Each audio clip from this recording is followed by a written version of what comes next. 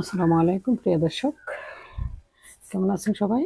আদা রসুনের রস, একটু লবণ, একটু হলুদ গুঁড়া দিয়ে মাছটা ভেজে নিব আগে। এটা রান্নার জন্য কড়াইতে দিয়ে দিব। তেলটা গরম হয়ে গেছে।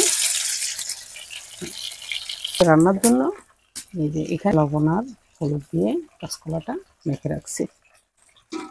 একটা পেঁয়াজ কেটে নিচ্ছি, পাতলা জলে রান্না করব। কাঁচকলা দিয়ে পাবদা মাছ। আর এখানে খুব সামান্য আদা রসুন বাটা, খুব সামান্য, একদম 1 চা চামচে 4 ভাগের 1 ভাগ। এখানে নিচ্ছি 2-3টা কাঁচামরিচ কেটে। এখানে ধনিয়া পাতা কেটে রাখছি। আর এখানে নিচ্ছি লবণ, 1 চা চামচ হলুদ গুঁড়া, 1 চা চামচ মরিচ গুঁড়া, আর এখানে 1/2 চা চামচ জিরা গুঁড়া। হয়ে গেছে মাছ ভাজি। এবার কলাগুলা ভেজে নিব।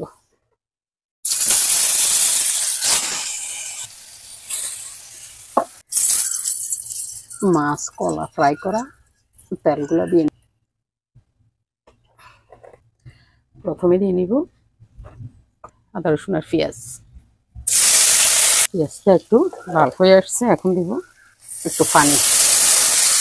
মশলাটা ভালোভাবে কষানোর জন্য একটু পানি দিয়ে নিব। এখন যে মশলাগুলো রাখছি মশলাগুলো দিয়ে দিব। টমেটোগুলোও দিয়ে দিব। মশলাটা কষানো হোক। তেল উপরে উঠে গেছে, এখন দিয়ে দিব ঝোল।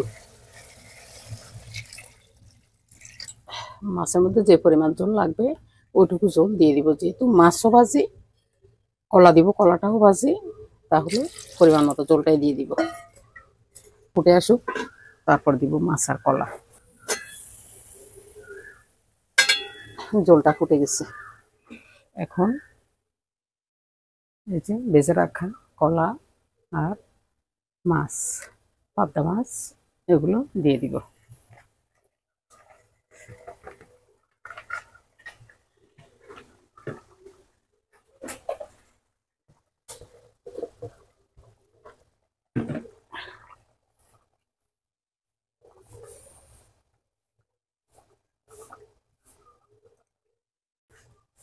সাথে দিয়ে দিব ধনিয়া পাতা। ঝোল দিয়ে সাথে সাথে ধনিয়া পাতাটাও দিয়ে নিলাম। এখন ঢাকনা দিয়ে 5 মিনিট রান্না করব।